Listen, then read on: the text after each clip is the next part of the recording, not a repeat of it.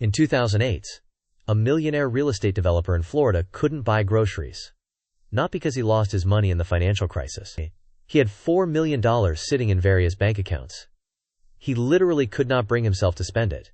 He wore the same worn-out clothes for years, ate expired food, and eventually ended up in a psychiatric hospital, diagnosed with a condition most people don't know exists. His disorder has a name, and chances are, you have some version of a money disorder too. Here's something they don't teach you in personal finance class. Your relationship with money isn't just about math. It's psychology. And for millions of people, that relationship has gone clinically wrong. Financial psychologists recognize several distinct money disorders. These aren't just bad habits, they're persistent, irrational patterns that cause real distress and measurable financial harm. The first is financial anxiety disorder. Picture someone who checks their bank balance 8 times a day, who loses sleep over a fully funded emergency account, who feels physical panic when they have to make any purchase, even necessary ones. The anxiety isn't proportional to their actual financial situation. Someone with $300,000 saved might experience the same dread as someone truly on the edge of poverty. Then there's compulsive buying disorder. This isn't occasional impulse shopping. It's a cycle. Intense urge to buy, temporary euphoria during purchase, then crushing guilt and shame afterward. The person often hides purchases from family. They buy things they never use. The shopping becomes a way to regulate emotions, just like a drug. Research published in the Journal of Consumer Research estimates this affects about 6% of the U.S. population. That's roughly 20 million people. Financial enabling is another one. This is the person who cannot say no to money requests. They drain their retirement to fund an adult child's 5th failed business. They co-sign loans they can't afford. Not because they're generous, but because their self-worth is tied to being needed. The inability to set boundaries destroys their financial security. Then there's underspending, which sounds responsible but becomes pathological. These are people who have money but live in deprivation. They refuse medical care to save money. They eat ramen despite having savings. It's not frugality, it's deprivation driven by deep fear. Financial denial and avoidance is perhaps the most common. These people don't open bills, don't check account balances, have no idea what they owe or own. It's not laziness. It's a psychological defense mechanism. The anxiety of knowing feels more dangerous than the consequences of not knowing. And finally, there's money hoarding disorder. Not collecting, hoarding, an obsessive need to accumulate and never spend, even when it causes suffering. These aren't character flaws. They're psychological conditions. And they cost people fortunes. Let me tell you about Evelyn Adams. In 1985, she won the New Jersey lottery. $4 million. Then, incredibly, in 1986, she won again. Another $1.4 million. Total winnings, $5.4 million. The odds of winning twice? About 1 in 17 trillion. By 2001, 15 years later, Evelyn Adams was living in a trailer.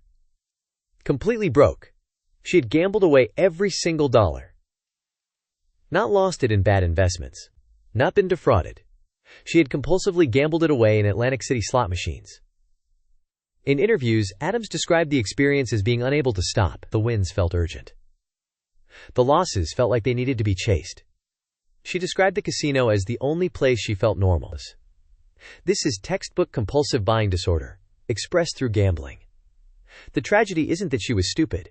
She knew what was happening. She described feeling trapped. The urge to gamble overpowered rational thought. That's the nature of a disorder. It's not a choice, it's a compulsion. Researchers at Stanford University have studied the brains of people with compulsive buying disorder using fMRI scans. What they found is fascinating. When these individuals see something they want to buy, their nucleus accumbens, the brain's pleasure center, lights up intensely, much more than in people without the disorder. At the same time, their insula, the part of the brain that processes pain and evaluates cost, shows reduced activity. In other words, the pleasure signal is amplified, and the pain signal is muted. The brain literally experiences buying differently. This isn't weak willpower, it's neurobiology. Evelyn Adams eventually told a reporter, "Winning the lottery isn't always what it's cracked up to be. I won the American dream, but I lost it too. It was a very hard fall. It's called rock bottom. Her story illustrates something crucial. Money disorders don't care how much money you have.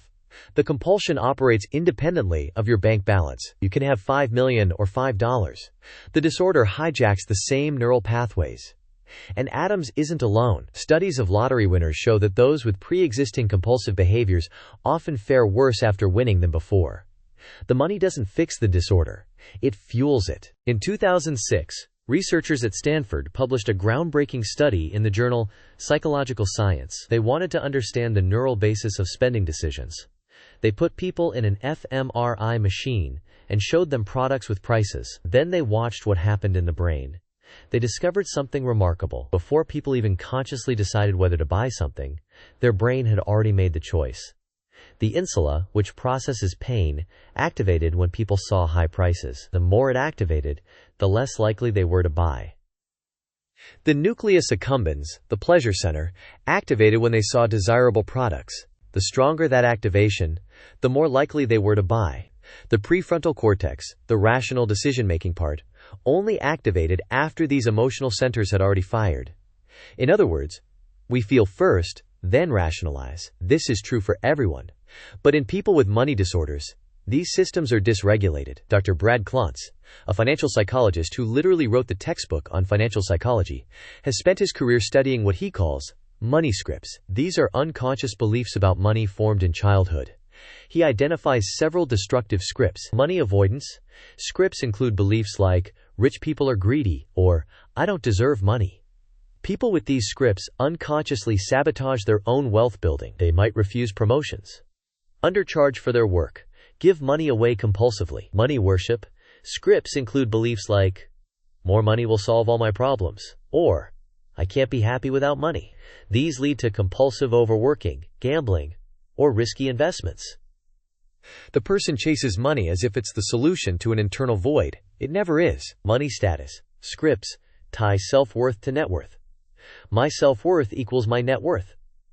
These people compulsively spend to signal status. They can't feel good about themselves without visible wealth symbols. Klontz's research, published in the Journal of Financial Therapy, shows these scripts predict financial outcomes better than income or education. A high earner with money avoidance scripts will end up broke. A modest earner with healthy money scripts will build wealth. The key insight from the research is this: financial behavior is mostly unconscious. You're not making rational choices. You're acting out psychological patterns laid down decades ago. And unless you identify and change those patterns, no amount of budgeting advice will work. There's also the concept of financial flashpoints. These are childhood experiences around money that create lasting psychological imprints. Watching your parents fight about money, experiencing sudden poverty, being shamed for wanting something. These moments encode deep emotional associations with money. And here's the problem: you don't remember most of them consciously, but they're running in the background, influencing every financial decision you make. Now here's where this gets darker. Corporations have figured out these disorders exist, and they've built entire business models around exploiting them. Take compulsive buying disorder. Retailers have known for decades that about 6% of their customers generate disproportionate revenue. These are the people who can't stop buying. And stores specifically design experiences to trigger that compulsion. The entire fast fashion industry is built on this. Brands like Zara and H&M release new inventory twice a week. Not because clothing needs change twice a week, because the novelty triggers the compulsion. The person with compulsive buying disorder experiences intense discomfort if they don't check what's new. They feel like they're missing out. The urge becomes unbearable. In his book Influence, psychologist Robert Cialdini documents how scarcity and urgency are deliberately manufactured to trigger irrational buying. Only 2 left in stock. Sale ends tonight. These aren't just marketing tactics. They're psychological triggers that exploit impulse control disorders. Or consider mobile games with in-app purchases. They use what's called variable ratio reinforcement. It's the same mechanism that makes slot machines addictive. You don't know when the next reward will come, so you keep trying. For someone with a predisposition to compulsive behavior, this is devastating. There are documented cases of people spending tens of thousands of dollars on games like Candy Crush or Clash of Clans. Not because they're rich, because the game's reward structure hijacks their impulse control. Credit card companies also know exactly what they're doing. The entire business model relies on a specific population, people who carry balances and pay minimum payments. These are often people with financial denial and avoidance. They don't look at the total. They just make the minimum payment and avoid thinking about the growing debt. Credit card statements are deliberately designed to be confusing. The minimum payment is prominently displayed. The total interest you'll pay if you only make minimum payments is buried in small print. This isn't accidental. It exploits financial avoidance. Then there's lifestyle inflation marketing. Instagram ads showing luxury lifestyles. Influencer culture that normalizes constant consumption. This targets people with money status scripts. The message is clear. Your worth is measured by what you own. And if you're not buying, you're falling behind. The fashion psychologist Carolyn Mayer has studied how social media amplifies compulsive buying. The dopamine hit from posting a new purchase. The social validation from likes. These create a reinforcement loop. Buy, post, get validation, feel empty, buy again. It's a hamster wheel designed by algorithms. The point is this. Your money disorders aren't just personal problems. They're actively exploited by sophisticated marketing systems designed to extract maximum wealth from your psychological vulnerabilities. And most people have no idea it's happening. So what do you actually do about this? Because recognizing you have a money disorder is step 1. Changing the behavior is step 2. And that's harder. First, you need to identify your specific money script. Sit down and complete this sentence in as many ways as you can. Money is, don't think, just write. Money is scary. Money is freedom. Money is evil. Money is power. Whatever comes up. These sentences reveal your unconscious beliefs. Then ask, where did this belief come from? Usually, there's a specific memory. Maybe your parents fought about money. Maybe you grew up poor and internalized shame. Maybe you grew up rich and learned that money equals love. The origin matters because it helps you see the belief isn't truth. It's just an old story. Second, create friction for destructive behaviors and ease for constructive ones. If you have compulsive buying disorder, delete shopping apps from your phone. Remove saved credit cards from websites. Implement a 48-hour rule. You must wait 2 days before any non-essential purchase. This doesn't stop the urge, but it creates space between urge and action. If you have financial avoidance, automate everything. Set up automatic bill payments, automatic savings transfers. You don't have to look at it. The system handles it. This removes the anxiety trigger while still managing your finances. If you have underspending or money hoarding, the intervention is different. You need to practice spending on yourself. Start small. Buy the nicer coffee. Get the thing you've been putting off. Track how it feels. The goal is to retrain your brain that spending isn't dangerous. Third, recognize that willpower doesn't work for disorders. This is crucial. You can't white-knuckle your way through a psychological compulsion. You need either to change the environment or change the underlying belief.